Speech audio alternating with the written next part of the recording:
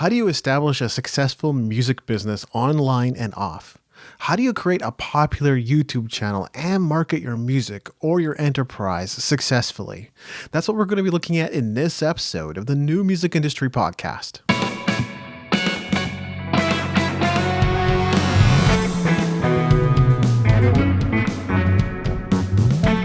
You're listening to the New Music Industry with David Andrew Weeb. So returning to the show today is one of our favorite guests, Matt Ramsey of Ramsey Voice Studio. How are you today, Matt? Hello. What's up, man? What's up? What's up? You sound plenty enthusiastic. Last time we had you was episode 198. And I think this is going to be episode, don't quote me on this, I could be mistaken, but I think it's going to be 256. All right. So anytime we publish one of your guest posts or feature you on our podcast, you always seem to breeze to the top of our most traffic posts. So we should probably just change this show from the New Music Industry Podcast to the Matt Ramsey Show. Oh, yeah. Wow. Thanks. So obviously you're a great singer and vocal coach. And what people might not know about you is you're also a great marketer. And where there's thanks, man. Yeah, man. And where there's a great business, generally you'll find great marketing. In addition to a blog with detailed content covering a variety of topics related to singing and performance, you also have a popular YouTube channel. And today we're going to be focusing on the business aspect of things. My question here is, it seems like you probably had a clear sense of what you were going to do before you even got started. So I'd love to hear about what your initial plan looked like. I did not.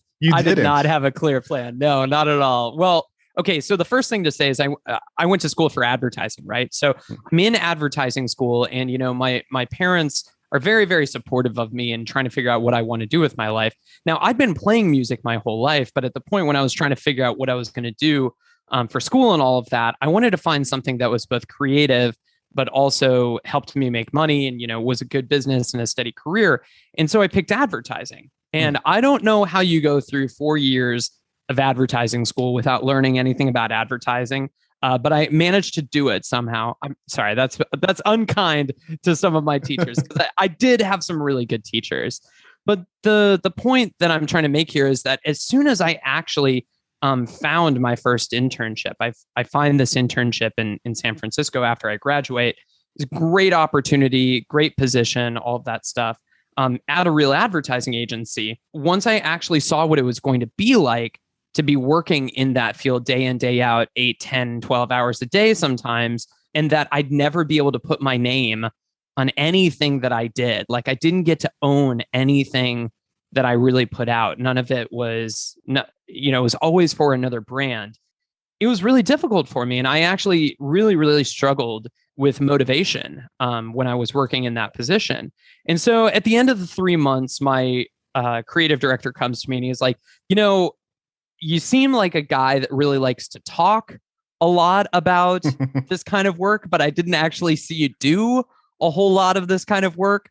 So, we're not going to hire you, but I think you should explore why that might be. Why do you love talking about this stuff, but you don't really like to execute or do it too much? And so it was a very difficult conversation to have, but I walk out of the meeting and then I kind of have this feeling of freedom where I'm like, wow, I can do anything. If this was the thing that I was supposed to be doing, this thing that I've been, putting all of this energy into, and that didn't work out, what should I be doing instead? And so that was actually the first time that I started, writing songs seriously, really taking vocal training seriously. I started playing at every coffee shop, club, a bar, train station. I would play in the train stations every day because I was like, wow, if that's the worst that it could be, is like I put all of this hard effort into something and I don't get any momentum, I don't get any traction, then what's something that I really care about that I feel is like going to fuel me? And as soon as I made that switch, and I think that the people that probably listen to your podcast and follow your content, many of them probably have already felt this, but many of them, I'm excited for them because they will feel this.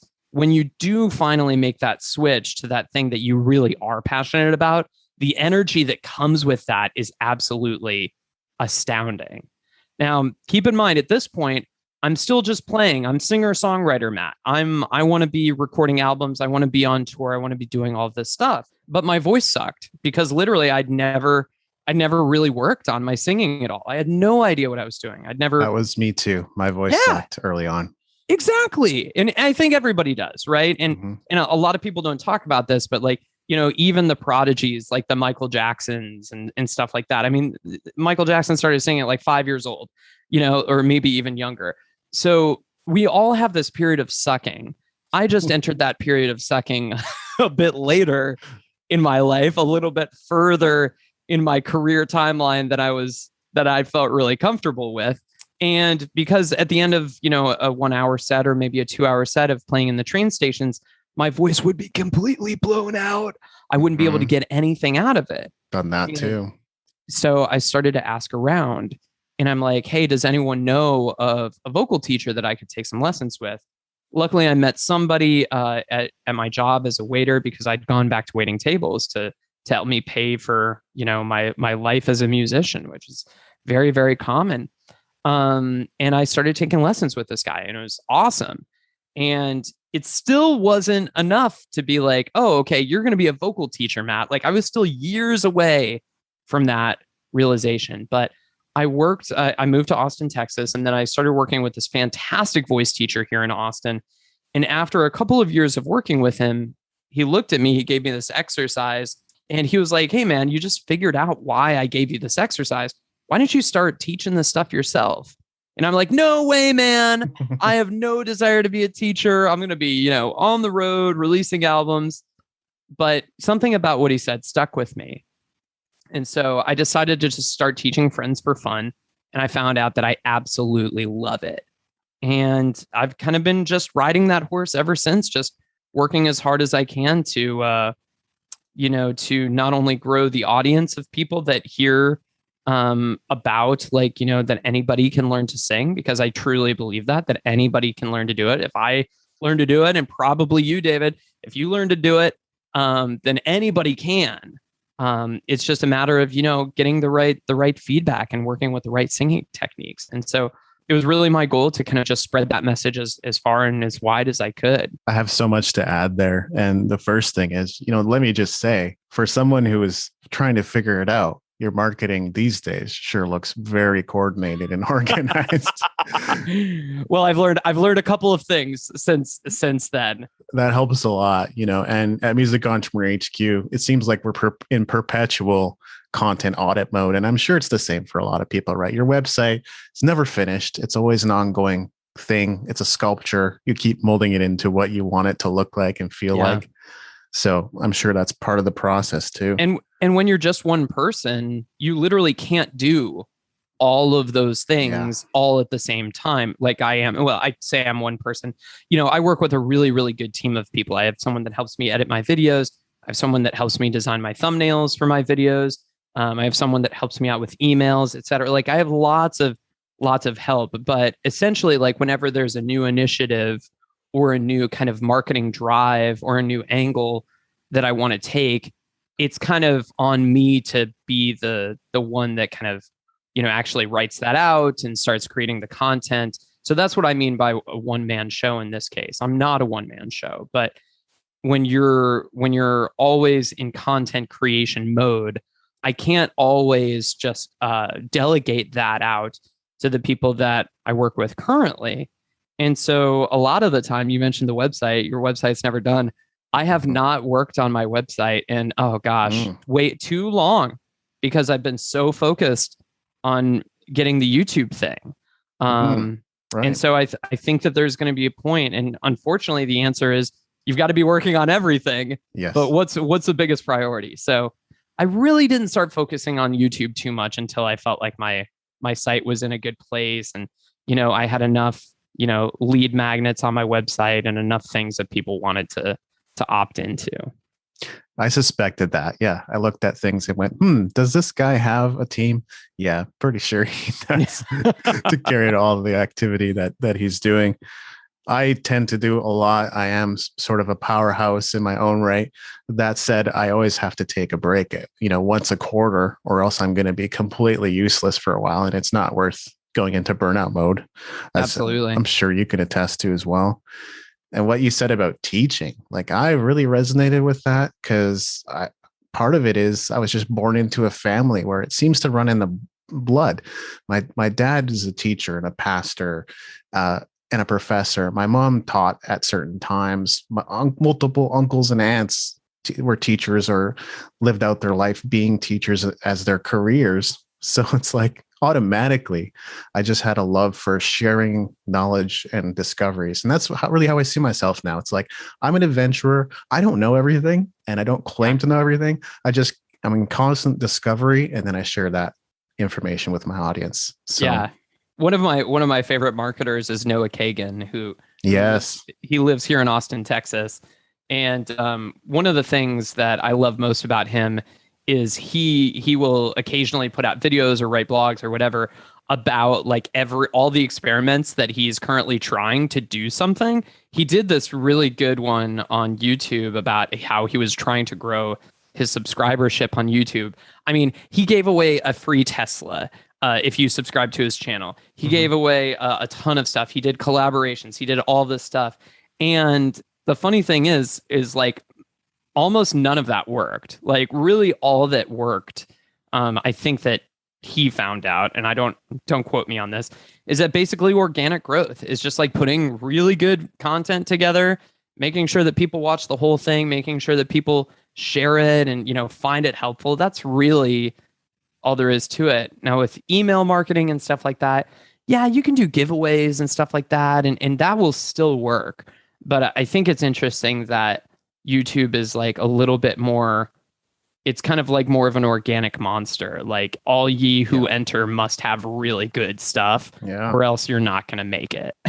People come to watch. That's the thing, right? So you have to deliver on something. And if it's not like super high quality, then it still has to be super well edited. Yes. And so there's certain compromises you can make, but there's just not too many anymore because people are substituting that time from Netflix or watching TV or similar activities, renting a video. And now they're just like, let's watch YouTube. So if you don't deliver to those sort of sensibilities, it's really hard. 100%. And even I like my angle several months ago was like, oh, I'm just going to put together like the most comprehensive, most helpful videos that I possibly can. And even those didn't really perform as well as some of my newer ones that kind of there's like a little bit more of a story element to it where it's like, that sounds familiar. Yeah. Talk to me about that. I know exactly what you mean. Like, and you've probably heard marketers say the same thing, that like you produce a piece of content expecting that this is going to be your big one. This is your definitive viral piece of content. And yet for whatever reason, that thing doesn't do well. Meanwhile, you have this little, let's say that's a 2,000 word post. Over here, you have a 500 word post. On YouTube, I guess, you have a 10-minute video or a 2-minute video. Yeah. And this 2-minute video over here, for whatever reason, they're like, oh, it was quick. It was breezy. Lots of takeaways. Thank you. And you're like, yep, that was weird. Yeah, exactly.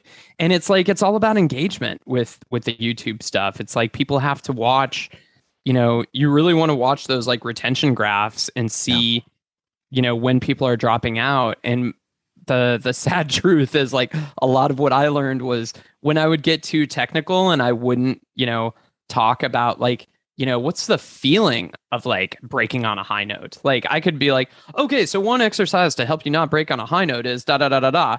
But man, we all hate it when you break on that high note. I mean, it feels terrible. It's super embarrassing. And then you definitely don't want to do that in front of your date or whatever. You kind of put them into that story and they're like, oh, I get it. And then you sneak in a tip and it's a different animal altogether than just writing a good post, which I mean, I love writing and I think that I'm a pretty good writer. Yeah, man. But actually crafting, a video that brings people in and keeps them till the end, that is tough to do. And some videos just do it and some don't, Undeniably. And, we'll definitely have to talk more about YouTube during this episode.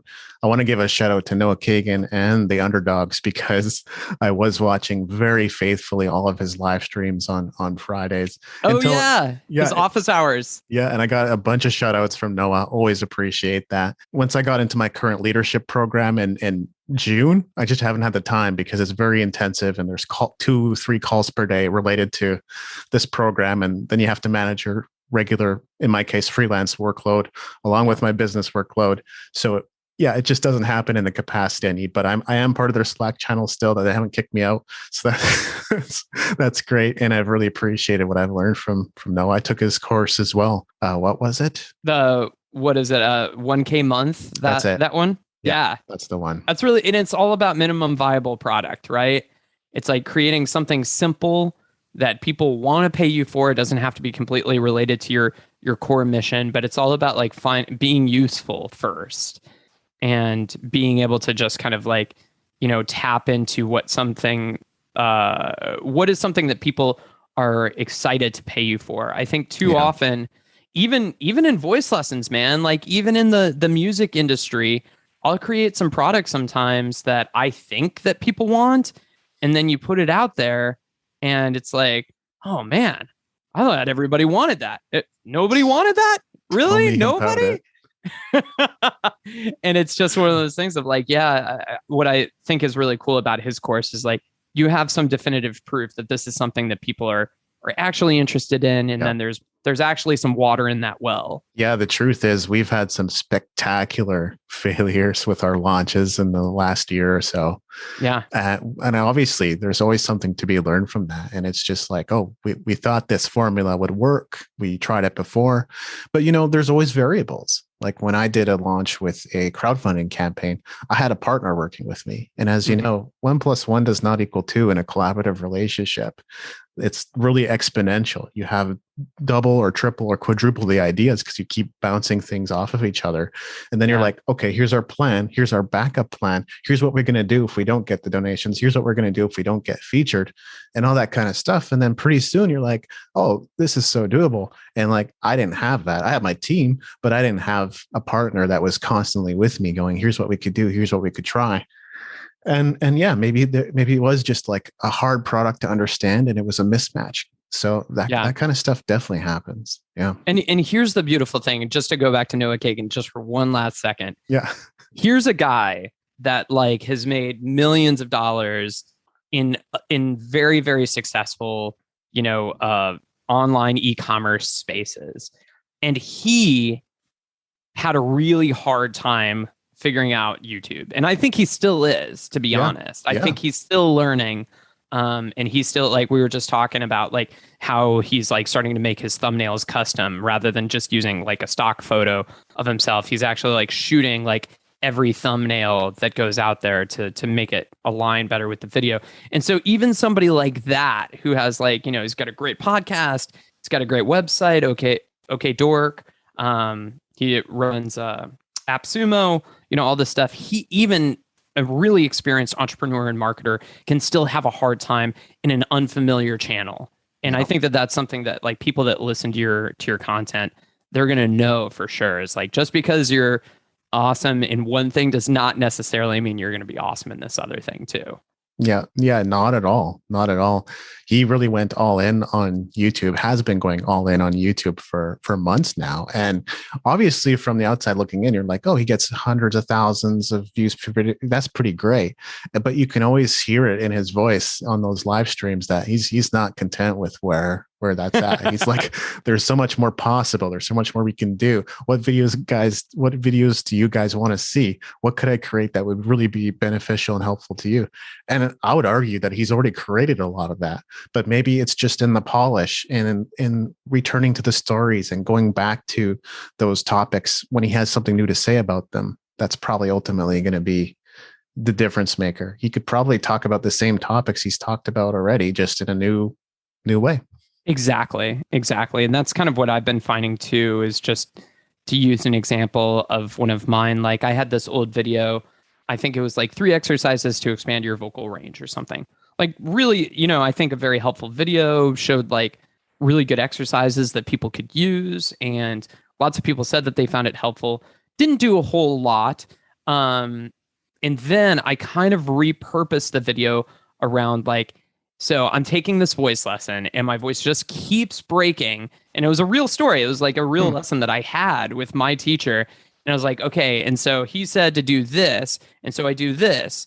But the problem with this is that it was, it was helping me do this, but it wasn't actually getting me all the way there. So then he gave me this exercise. And so I went through the exact same 3 exercises, but because I'm talking about it in a kind of story format, all of a sudden it just like started doing really well and people started clicking on it more. And I think it's just one of those weird things.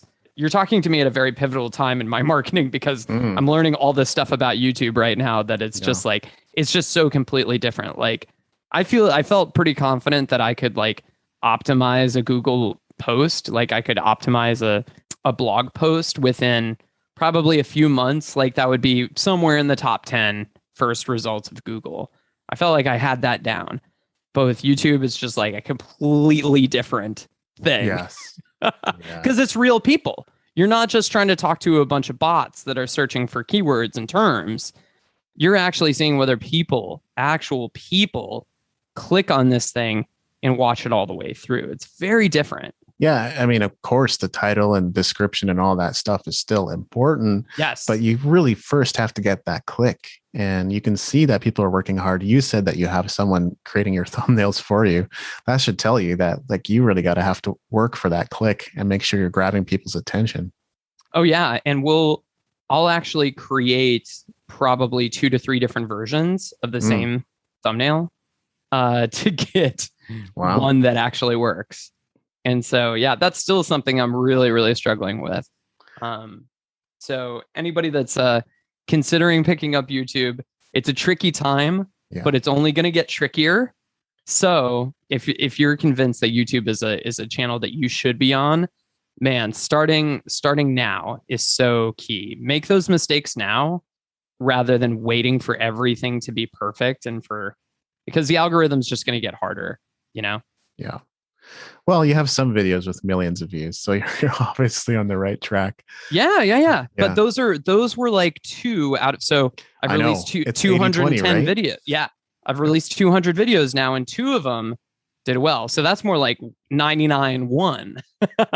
But you're right to your point. Like if you're looking at like videos that I have over like 100,000 views, it's probably like 80-20 or something like that. Yeah. I mean, even on the Music Entrepreneur HQ channel, if you could definitely 80-20 it, because between the various podcasts and reviews and talking head videos that we've done, there's probably 300 or 400 videos up there, but only one of them has 12,000 views. Yep. So, and I get that it's not necessarily the channel for podcast. There's a little bit of that behavior. Some people do like to listen to their podcasts on YouTube. So to that extent, we always look at it as, hey, extra views, right? That we didn't get through all these other channels we're on. So it's really great. But we know that to like really appeal to YouTube, I've started creating better thumbnails and stuff like that too. But it's not going to be the silver bullet. I know that. Right. And what I think you're implying, what's really strong is like having a diversification of content, because like everybody wants to listen or watch or read in different ways. And so, for instance, like me with podcasts, like I listen to podcasts when I'm driving places or when I'm falling asleep. Like that's just me being totally honest. And I found some of my favorite and at the grocery store. Those are like my 3 favorite situations to listen to podcasts. But I also know people that listen to podcasts while they work all day. They'll listen to like 8 hours of podcasts while they're working.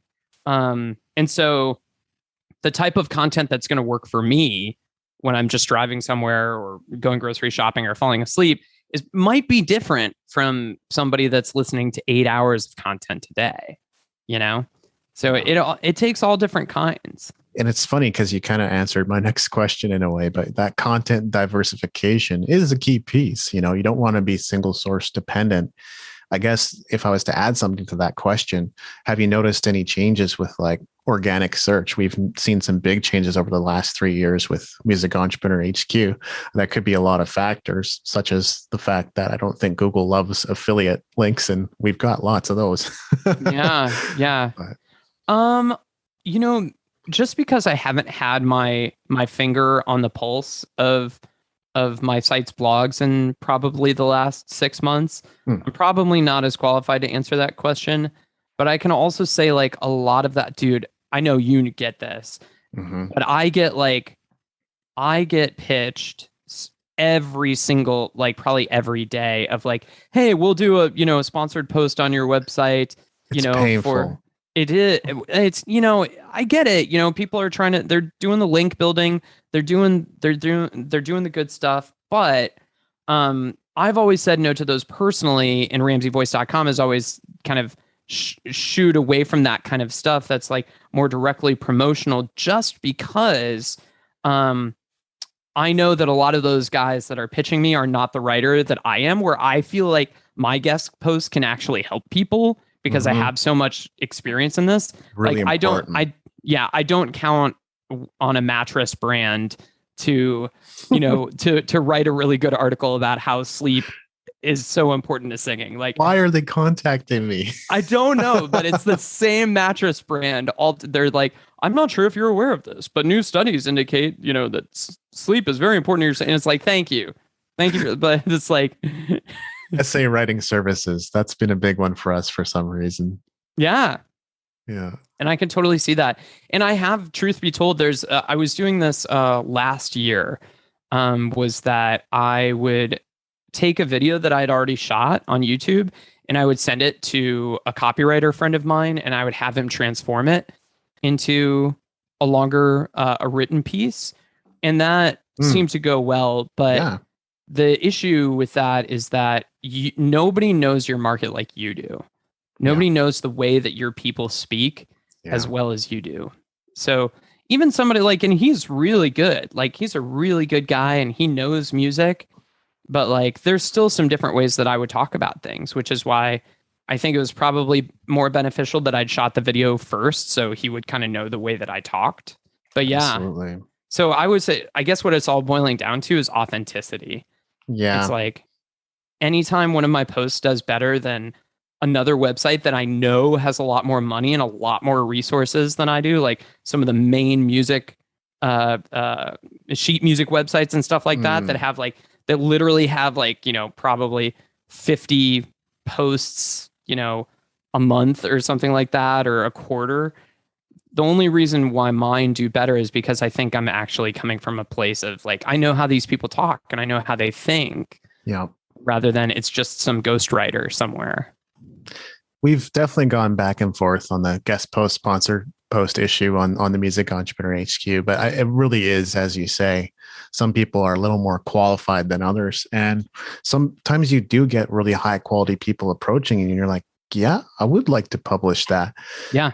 But the moment you kind of say yes, it's a slippery slope of, well, we can charge a little bit here and charge a little bit there. And now you're being a get content mill and a guest post mill. And you're like, wow, it's taking up a lot of time. Yeah. I don't know if people realize that. They just casually are like, I want a guest post on your website. Well, I think it's completely wrong-headed to even approach people that way in the first place. It's like, how can I add value to your audience? Exactly. Start there. And then we can start forming content that actually makes sense. Totally. Yeah. If you're not contributing something valuable, then it's just not going to work. It's just not, because even though obviously we've been talking a lot about YouTube and how like we're watching like when people drop off and stuff like that and keeping people engaged, there's something very similar for Google posts. It's just they're monitoring how long people spend on a page, the time on site, and how much people are scrolling and stuff like that. So, if there's an inauthentic piece of content, no matter how well optimized it is, it's not going to do well. Just because it's not coming from it. You're not talking to real people, Key point. Yeah. But it sounds like your business is going well, regardless of whether you're in touch with how well the organic traffic is doing in this moment. I'm a little nervous. I'm a little nervous. I think I need to go back and check my analytics again. Yeah. But it's kind of funny when you have to, like, what we're talking about is like shift focus, because you literally can't do everything. No. I was getting into paid ads too. And it was just like between paid ads and, the site and YouTube and scripting and shooting and all that stuff. It's like, you've got to be really, really careful, and also teaching full time. I don't know how I forgot to mention that. Right. That's yeah. That's It's I mean, that's my life too. Just like what I said, I do freelance work. I do work for my business. So yeah, you're really just stacking things on a what people would consider a normal 9 to 5 schedule after a certain point. But also, I think that we should acknowledge, or at least I'm going to acknowledge for sure, is like, I mean, it's so cool that I get to wake up and do this every day. Like, it's so freaking cool that I can take something that I'm passionate about and actually make it a business.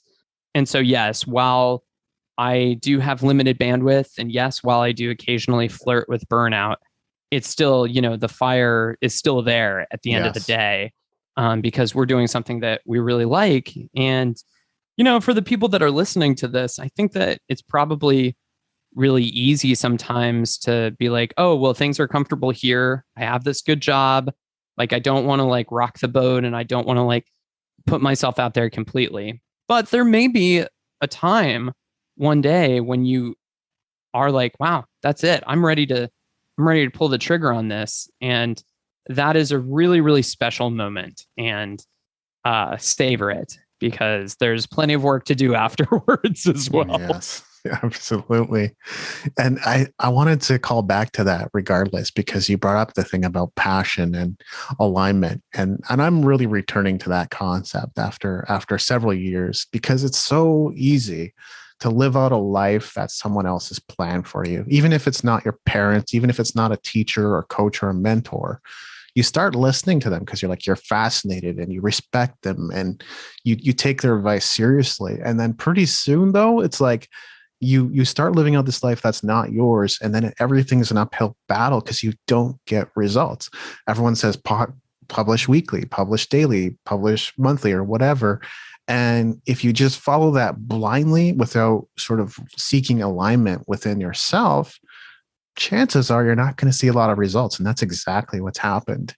And so like I'm not completely reshaping, but I'm looking at it newly, right? Like what could I do differently that's actually fun and enjoyable for me? There were a lot of things that people said early on, like, oh, all you did was talk about in your outside the box post about how to make money in music. All you talked about was writing. And I'm like, huh.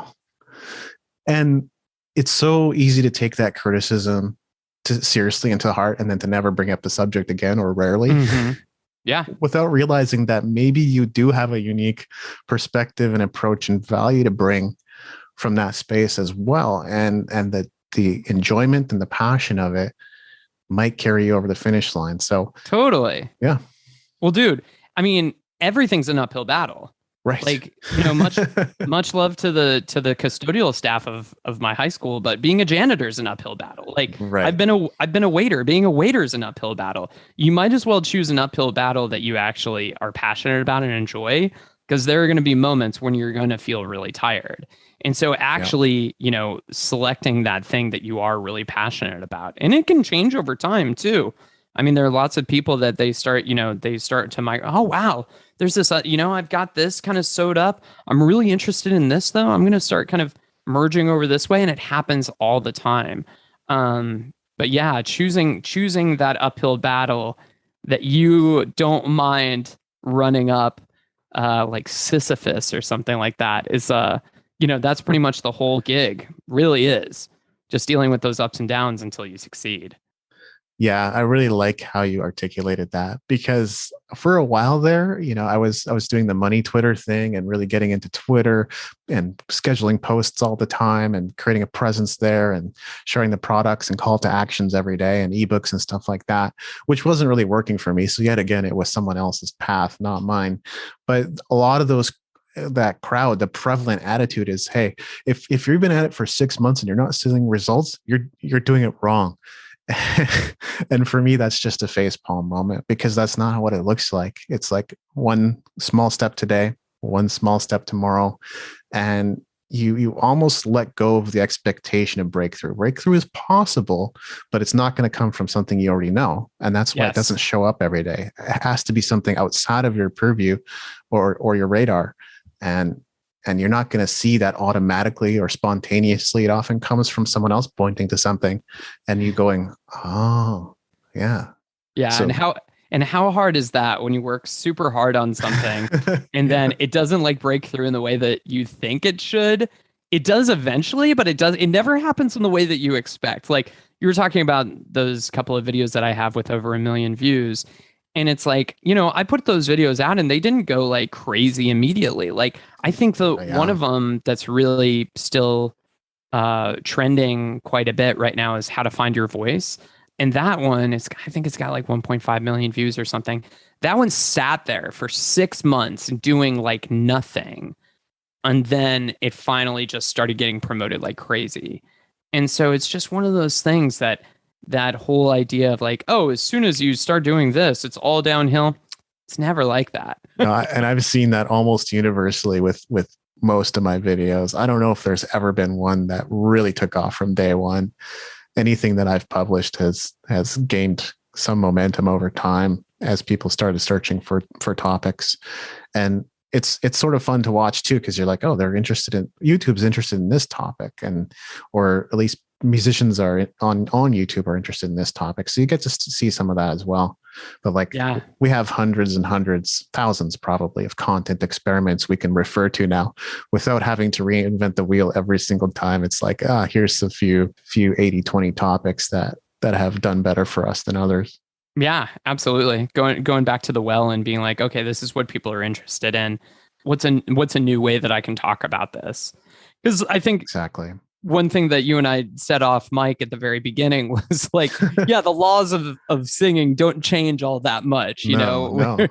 Maybe our vocal cords are evolving slightly over time, but I mean, for the most part, voice acoustics and singing and stuff like that. There's not all that much that changes in terms of if we're just looking at the basic elements of singing. Your vocal cords can open, they can close, they can stretch, or they can thicken. That's pretty much it. All of the sounds that you hear from all of your favorite singers, that's pretty much all that's happening. It's some combination of those different things. And so when you're looking at something like this, it's not about like always finding a brand new topic to talk about. Oftentimes it's talking about how to talk about it in a new way, or to have a new angle on something. It's really great. And I think Dan Kennedy would say too, that the laws of business don't really change all that much. Platforms may change, but good business sense is not going to.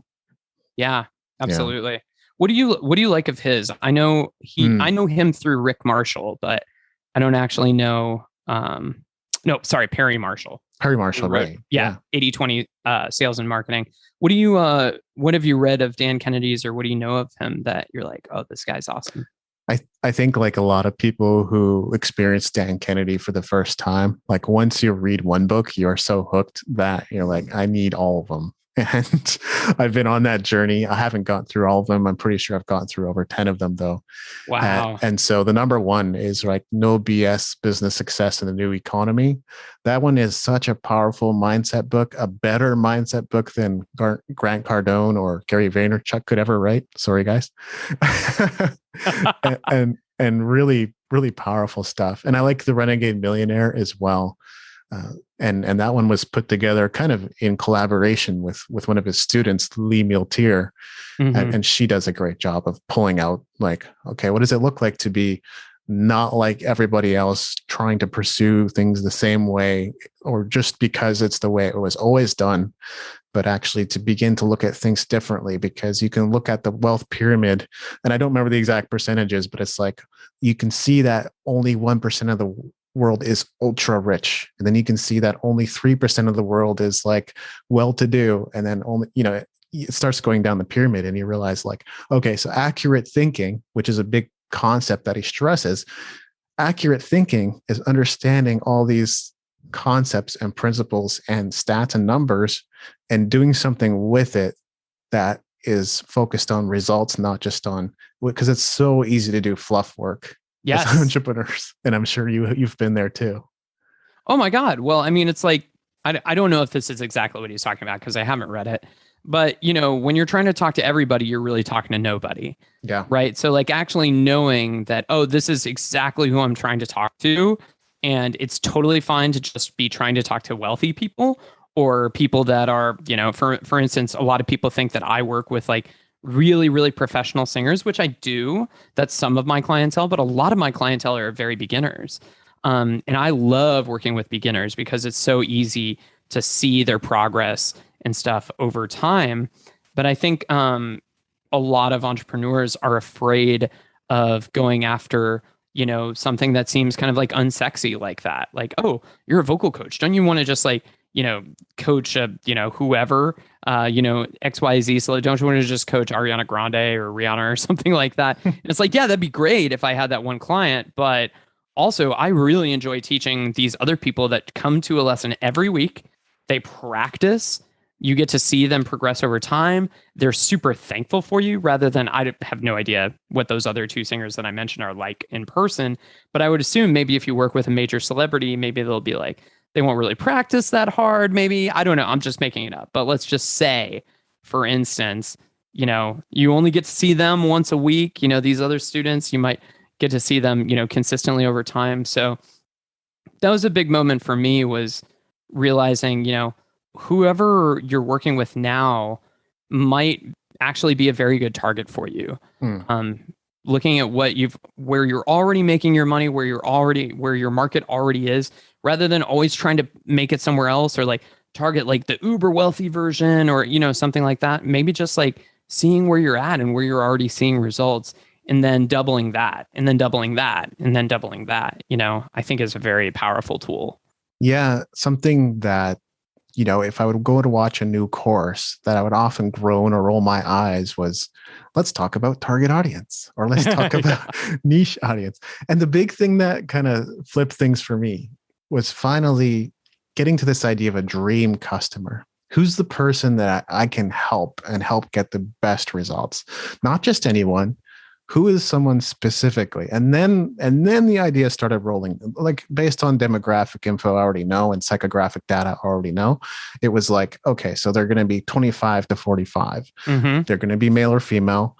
They're going to be career-minded musicians. They're going to have tried a lot of things and not seen the results they were expecting, because I've been there too. And that's where I'm known to produce results for people. They probably listened to a few podcasts. They've probably pretty well read as well. They've read a few books and they're interested in personal growth and development. So I can keep building on that character because I was that guy. I was there. I have had those struggles. And those are the people that I know I can produce the best results with. And that might be a very small percent of the population, but that's where I'm going to see better results, and that's where they're going to see better results. Yeah, but exactly. I mean, if the idea of kind of like you are the target, like if you can really, really speak their language, if you can really dial in to what they're talking about, then you can actually sometimes have a way more successful business. There's I'm reading this new book. Oh gosh, I'm going to forget the name of it, by Alex Hormozy. He ran a chain of successful gyms, but now he's kind of more of a digital marketer guy. He's kind of in the Russell Brunson world, like in that world. And I'm reading his book right now, $100 Million Offers is what it's called. And he talks about like the power of your niche, of really kind of nailing in your target audience. He's like, okay, a generic time management course. Okay, maybe you could charge $20 for that. Right. But if it's time management course for salespeople, you could probably charge $50 for that. Okay, time management for salespeople in construction. You can probably charge a couple $100 for that, because that's something really specific. And it's like, time management for, large industrials. Like he's just going further and further and further down. And before you know it, it's like the same principles, but because it's targeted so specifically, you're like, oh, wow, you can make a lot more money that way, because you're really talking, that guy's talking to me. He knows where I'm coming from, rather than trying to speak to everybody. Yeah. That's a really big piece of it nowadays. Definitely. It's interesting. I did some research and development earlier this year and customer interviews and things like that. And I recognized that like maybe some of them weren't ultimately my customers, but it was just so interesting to hear the different perspectives from people in different genres, different pursuits. Some were composers, some were kind of experienced jazz artists, some had experience in rock and playing clubs and pubs and things like that. So, within that, I definitely heard a lot of things, and that's something that's just good to do. We can keep up those conversations and listen to what's important. Otherwise, you still end up coming in from this space of a conversation that's already happening in your mind, which may not be happening in their mind. Yeah. Oh, absolutely.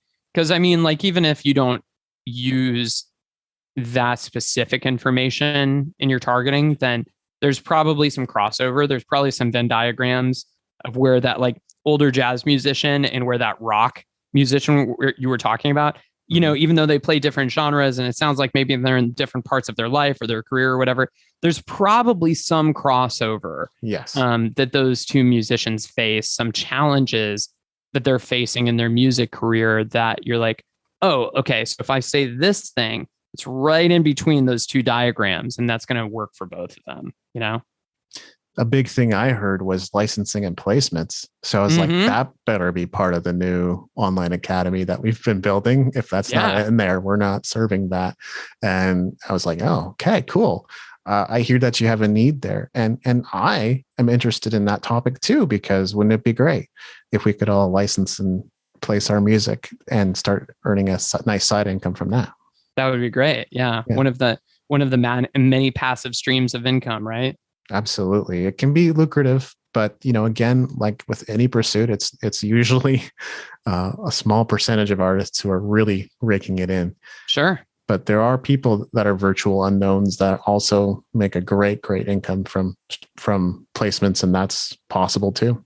Well, it's the diversification, right? Just like we were talking about, like, you should be using different channels and you should be, really mastering them. I mean, we all hear about like, musicians getting paid like pennies for like 1,000 plays or something like that. But, so I'll use an example from my own life. I'm not going to give real numbers here, but let me just say that like the revenue that I make off of my YouTube videos, like the revenue that I make from them showing ads, is really just a pretty small percentage of like my overall business revenue.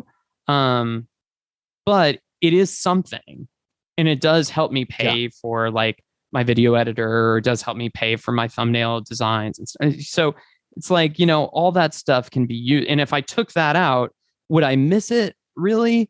I mean, maybe a bit, but it's also just a nice thing to have. It's like something that I'm getting anyway for putting out videos. Is it why I'm putting out videos? No, but it is a nice thing to have. Well, yeah, that mailbox money is juicy. Like I just got a check from Amazon for affiliate sales, right? So yeah, having a little bit of that never hurt. And a little bit of the secret sauce, I guess I'm giving it away, but there's some new blockchain powered social networks where if you publish your content, like your channel is automatically monetized from the day one. You didn't have to reach some kind of standard. You're rewarded for doing little things like commenting or watching other people's videos. And so even if it is still dimes and dollars, you're probably going to get to that point faster with some of these new platforms than you are with YouTube, which isn't to say don't use YouTube, but those are worth exploring too. If you're like, I don't have a following, I'm starting from day one. What could I do to start making cents and dollars today? Oh God. Yeah.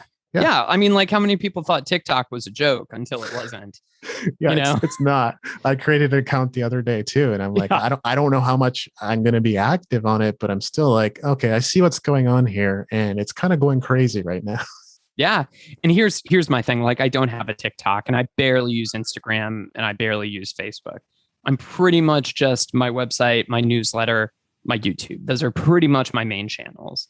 Makes sense. And my thing is like, I don't want to actually move on to those other ones, not because they're not valuable and because there's probably like a lot of really good value to, starting some of those platforms when they're first starting. But honestly, I just can't get there until I feel like I've really mastered this other thing that's right in front of me. Yeah. And I think that's a really difficult thing to do because we're all tempted to go for the shiny brand new thing and be like, oh, it's what was that one audio platform? I think it was called Clubhouse. Clubhouse, yeah. That's been a big one lately. And I don't know if it's still doing really well because not as well. Ahead. Yeah, not as well. And one of those reasons is because it was sort of exclusive invite only at first, and now it's not. So it's starting to have some problems. Yeah, I had a student that invited me to that when it like first, who knows how close it was to the original launch, but it was like a year, maybe year and a half ago. Like when I feel like when I was kind of first starting, and she was like, "Hey, if you want to join this thing, you just get on and you have your own show." And it was like, I would love to do, like, I would love to do that. But literally I did, as again, kind of one man show in terms of being able to branch into new types of content. Like I would have to be the one that's doing that. Yeah. And so I just don't have the time. I would love to, but it's like I've got to just focus on the thing that's right in front of me, get that really good. And then kind of like I did with the website, it was like I got the website really good and that wheel's spinning. And now I'm going to focus on this other wheel that's kind of wobbling.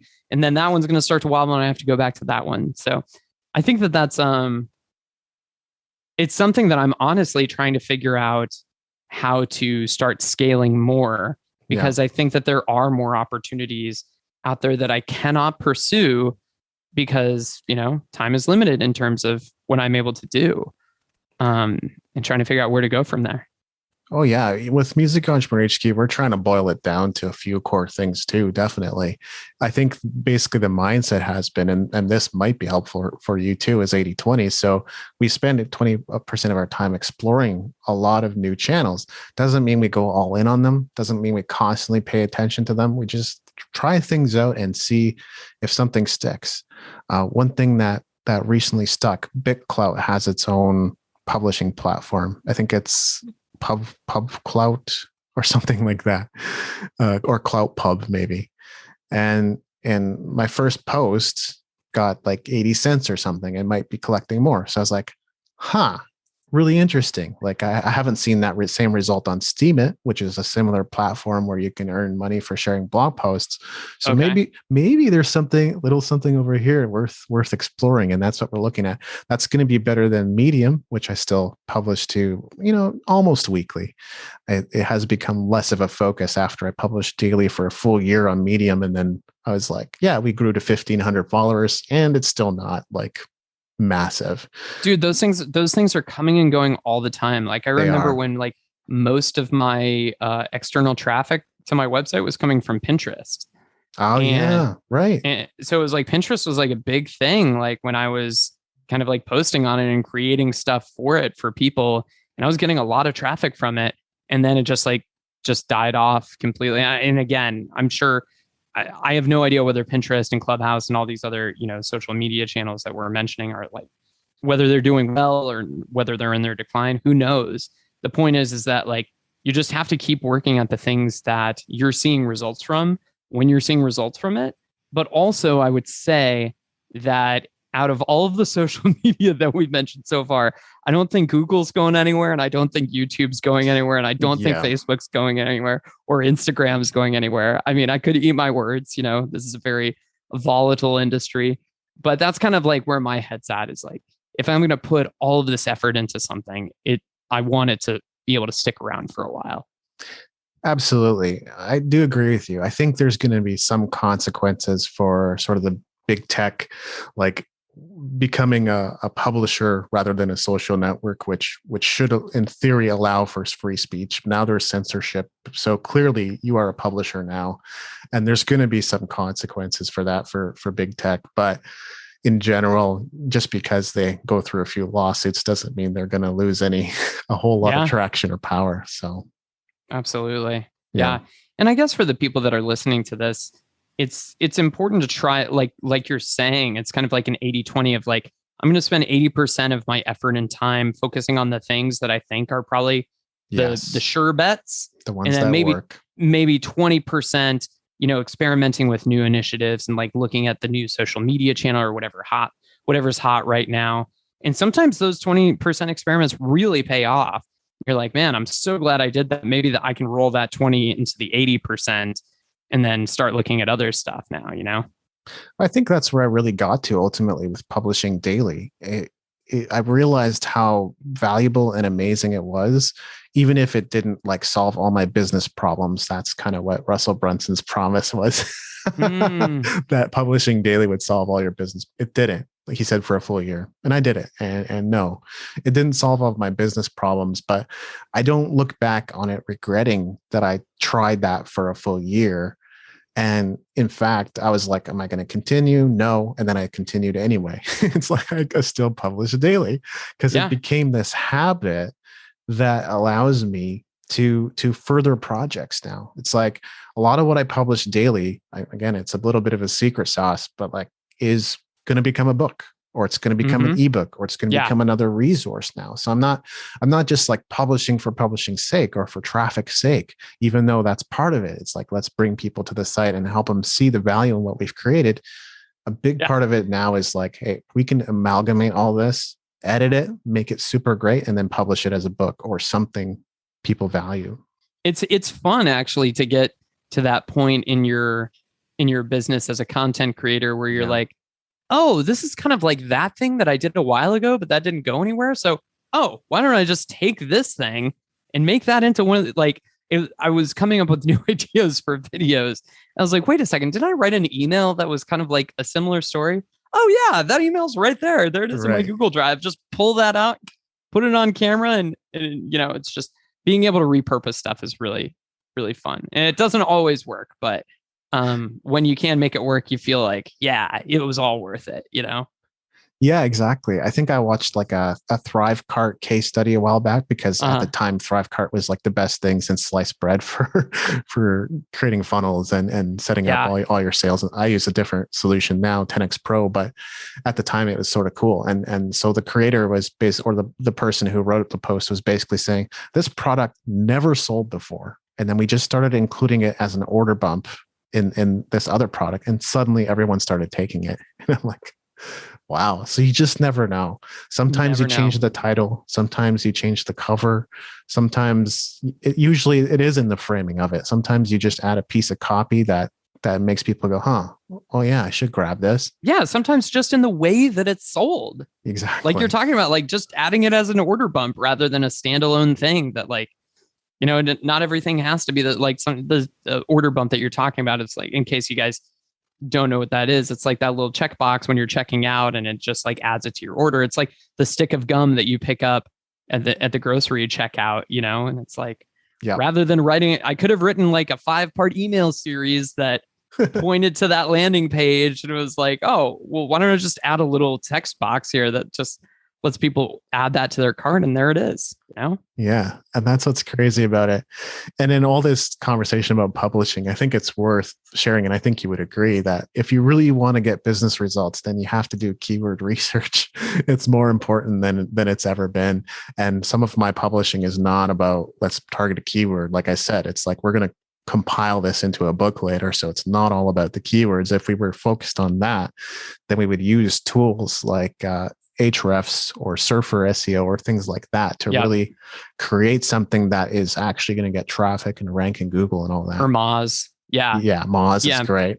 Yeah. Any of those keyword research tools can be really, really helpful. And again, that's the 80%. Those are the things that have proven out that like, this is something that's really good. And then the other 20%, could just be like, oh, people really seem to be talking a lot about this right now. Maybe I should write something about this and just see how it goes. Definitely. Great idea. I noticed we're coming up on an hour, so I got a couple more questions. Our conversation took us in a variety of directions, and I really enjoyed it. And I think it was even better than what I had planned for. So thank you. That's awesome. Absolutely. Yeah.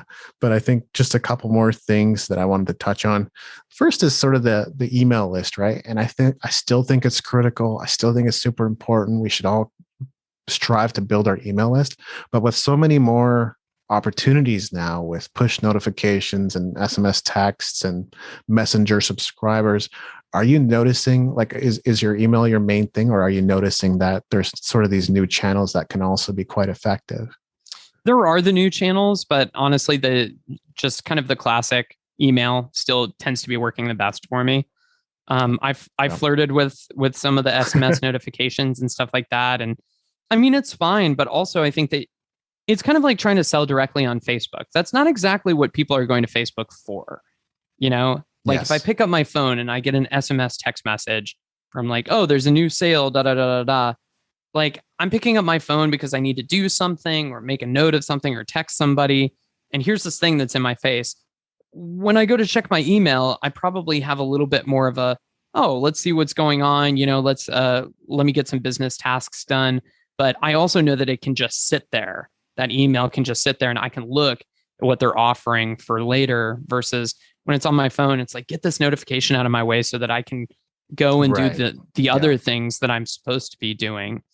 So yeah, I mean, I flirted with it, but still email is king for me. I hear that. And I actually tend to turn off a lot of notifications, especially if they get annoying, only the ones that really matter. And then the other thing is, we all learn from different marketers, and you've certainly shared a few people that you're following. Is there anything right now that's like really firing you up?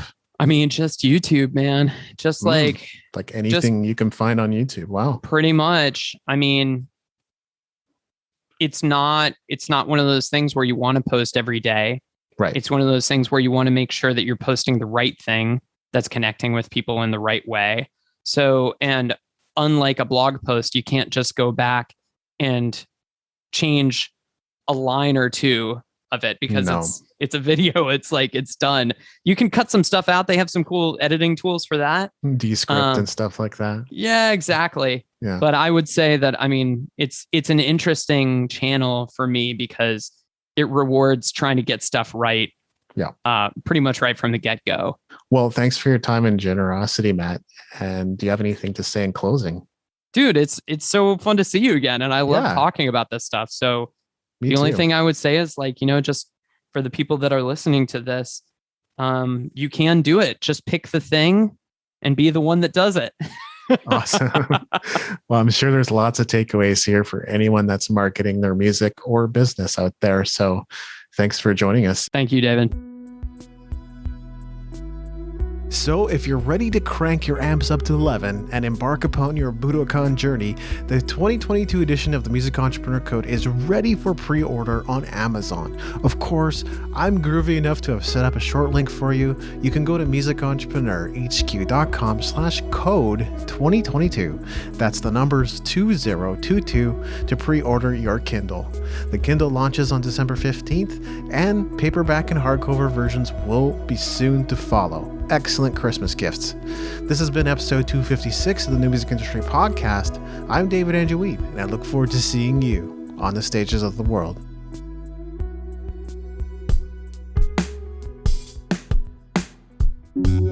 Thank you for listening. Music in this episode was brought to you by Brian Young.